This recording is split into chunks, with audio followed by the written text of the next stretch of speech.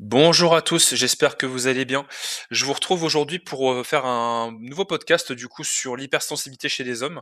Donc le sujet qu'on va aborder aujourd'hui donc sera essentiellement sur ça. Alors pourquoi est-ce que j'ai voulu faire les hommes en priorité? Parce que je sais que dans le monde dans lequel on vit actuellement, malheureusement, il y a beaucoup de fausses croyances par rapport aux émotions, notamment chez la jante masculine du coup, parce que malheureusement, c'est souvent vu comme une faiblesse, suite à l'enfance, comme des fausses croyances, tout ça.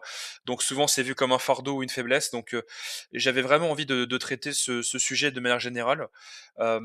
Et puis, aussi, vous aider à comment mieux vivre avec. Ça fait partie du coup des choses que je traite dans mes accompagnements d'ailleurs. Donc, n'hésitez pas si vous avez des questions après à me les poser en commentaire. Donc, pour me présenter à nouveau, donc je m'appelle Ronan, donc je suis, formé sur tout ce qui est programmation neurolinguistique, coaching de vie, et également je pratique, du coup la partie, accompagnement, sur la partie blocage, sur la partie fausses croyances, sur les peurs, les blessures et tout ce qui a trait aussi à la neuroatypie, donc tout ce qui va être, l'hypersensibilité justement, le TDA, TDAH, tout ce qui est lié aussi, à la dépendance affective, les aussi au style d'attachement, tout ce qui va être les styles d'attachement évitants ou anxieux. Je vais vraiment travailler sur tous ces thèmes-là, donc si vous avez besoin, n'hésitez pas à me solliciter. Donc, pour en revenir au thème que je souhaitais aborder aujourd'hui avec vous, donc qu'est-ce que du coup on peut en comprendre déjà par rapport à l'hypersensibilité? Donc l'hypersensibilité, pour ceux qui ne savent pas ce que c'est quand on a cette capacité à ressentir les émotions de manière décuplée. C'est beaucoup plus fort chez les personnes hypersensibles.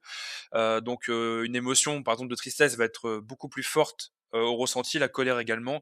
C'est toutes les émotions qui s'y passent, c'est pas une spécifique, c'est vraiment toutes les émotions. Ce sont des personnes qui aiment pas forcément être entourées de, beaucoup de personnes parce que, elles se sentent assez vite surchargées, parce qu'on a aussi cette capacité en tant qu'hypersensible à vraiment capter toutes les énergies qu'on a autour de nous, toutes les émotions. Donc on a souvent ce besoin aussi un peu de se retirer parce que quand on a un trop plein. Souvent l'hypersensible a aussi comment dirais-je? Cette soupape de décompression qui va se créer au travers d'un cocon qui va se faire souvent chez lui. Donc ça va être souvent un petit espace qu'il va avoir pour lui, qui va permettre de pouvoir se ressourcer. Donc ça va vraiment te toutes ces petites choses-là qui vont faire l'hypersensible, on va dire, enfin en tout cas les caractéristiques de l'hypersensible, pardon. Donc dans l'idée, ça va être de vraiment comprendre tout ce qui va se jouer là-dedans. Donc déjà pour commencer, l'émotion, c'est pas de base un ennemi. Déjà, il faut bien comprendre qu'il n'y a pas forcément non plus d'émotions négatives.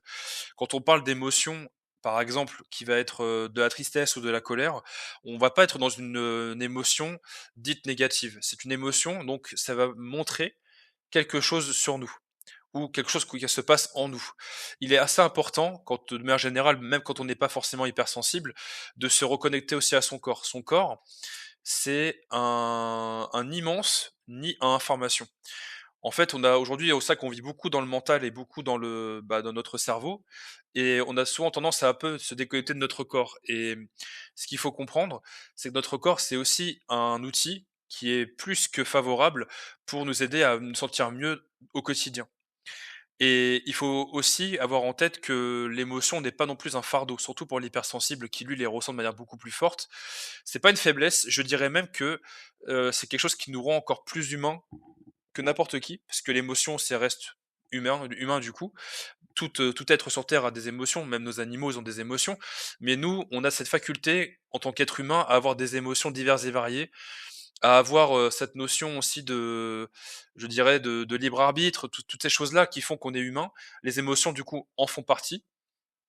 Et je sais que malheureusement j'ai déjà eu le cas dans des accompagnements qu'il y a des personnes qui malheureusement vivent, l'émotion comme un fardeau, comme, quelque chose d'assez lourd parce que, on peut avoir cette typologie d'éducation qui va avoir tourné autour du fait que, l'homme ne doit pas avoir d'émotions, l'homme doit se montrer fort, l'homme doit se montrer, viril et cetera. Ce qui fait que souvent, l'émotion, par exemple, de la tristesse peut être vue comme une faiblesse, ou la colère aussi, parce qu'on a tendance à trop se laisser déborder par tout ça.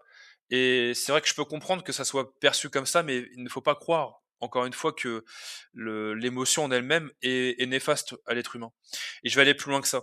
L'émotion, en fait, l'image que moi j'aime donner en accompagnement, c'est que, je sais pas si vous avez le permis pour ceux qui m'écoutent, je pense que oui, mais en gros, quand vous avez votre voiture et que vous avez un voyant sur votre tableau de bord, le voyant vous indique concrètement ce qui se passe du coup sous le capot.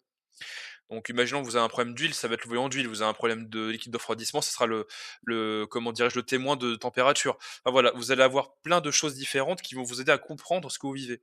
Bah, l'émotion, c'est pareil. Si je ressens de la colère, bah, du coup, qu'est-ce que ça réveille chez moi? Donc du coup, je me plonge à l'intérieur de moi, je vais chercher, je vais voir ce qui se passe avec cette émotion-là et c'est le premier pas que je peux faire déjà en tant qu'hypersensible ou même une personne qui ressent des émotions de manière générale, c'est le premier pas que je peux faire, c'est aller voir, aller chercher en moi ce qui se passe. Pourquoi est-ce que je ressens cette émotion? C'est la première question qui a à se poser. Ensuite, la deuxième question qu'on peut se poser, c'est: «Qu'est-ce que j'en fais?» Qu'est-ce que ça veut dire chez moi? Si par exemple je ressens de la colère, qu'est-ce qui a fait que j'ai ressenti de la colère? Vis-à-vis de quoi? Et en fait, tout ce questionnement-là va m'aider à comprendre un petit peu le schéma déjà de l'émotion. Ensuite, l'émotion, donc moi, j'utilise beaucoup, dans la thérapie comportementale et cognitive, mais je vais pas forcément, y faire beaucoup référence aujourd'hui. Mais l'émotion est un incontournable pour comprendre un schéma. C'est-à-dire que, par exemple, une personne qui est en dépendance affective, l'émotion fait partie du schéma. Donc après, ça fait partie de ce qui va nous aider, en fait, à comprendre ce qui se joue vraiment en nous. Pour en revenir à tout ça, dans l'idée, c'est que, en tout cas, déjà, aller voir en nous ce qui se passe quand on a cette émotion, ça permet de pouvoir déjà mieux vivre avec. Parce que quand je prends le temps d'aller observer ce qui se passe à l'intérieur de moi, je peux vivre, enfin, je peux plus facilement la comprendre et vivre avec.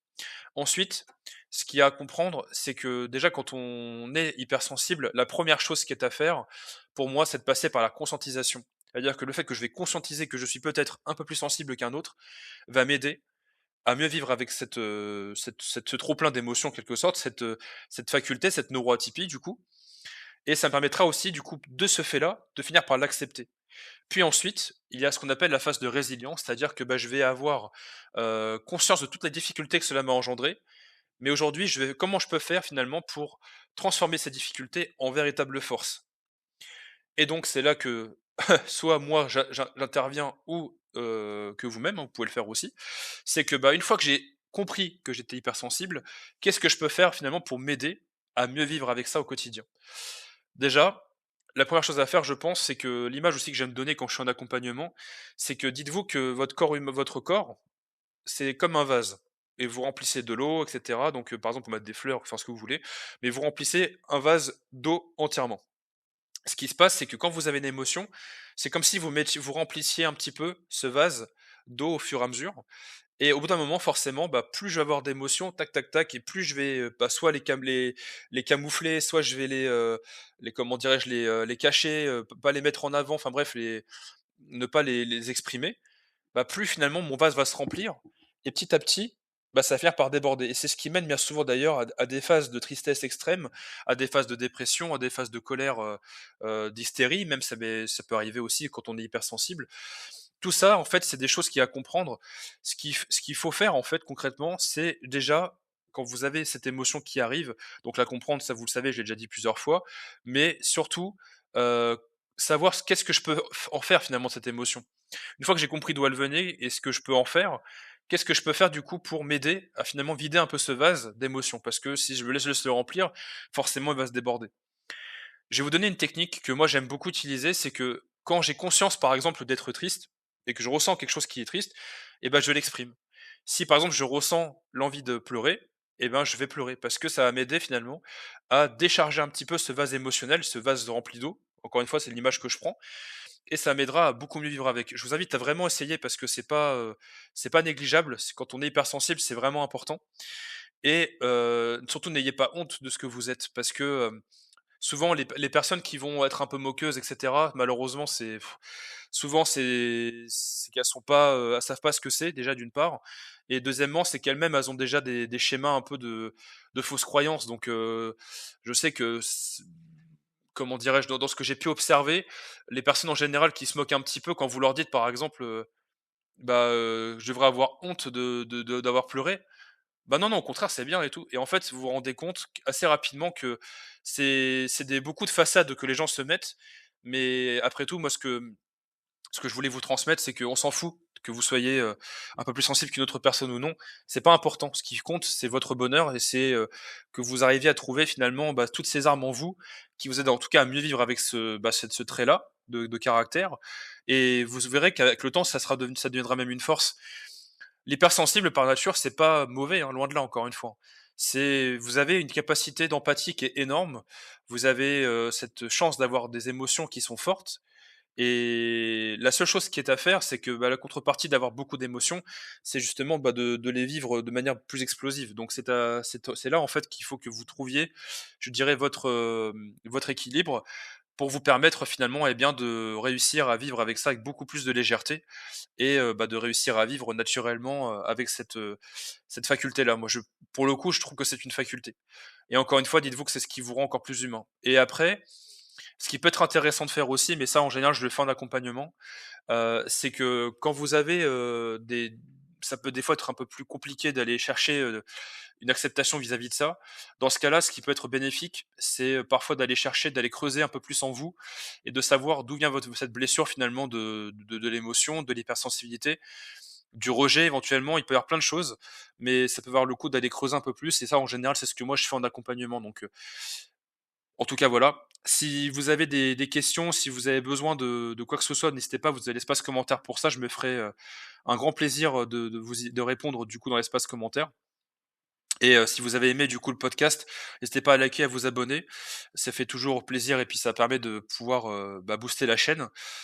Merci encore pour votre écoute et si vous avez besoin, encore une fois, n'hésitez pas. Vous avez, d'ailleurs, si vous avez besoin, pardon, pour les accompagnements, vous avez ma boîte mail dans l'espace commentaire et enfin dans la description, pardon et vous avez également mon numéro de téléphone portable, de préférence via WhatsApp si vous pouvez, pour pouvoir me contacter. Merci à vous. Je vous souhaite en tout cas de très bonnes fêtes, même si Noël est déjà passé, mais en tout cas, un merveilleux nouvel an et puis avec votre famille, vos amis, prenez soin de vous et je vous dis à très vite.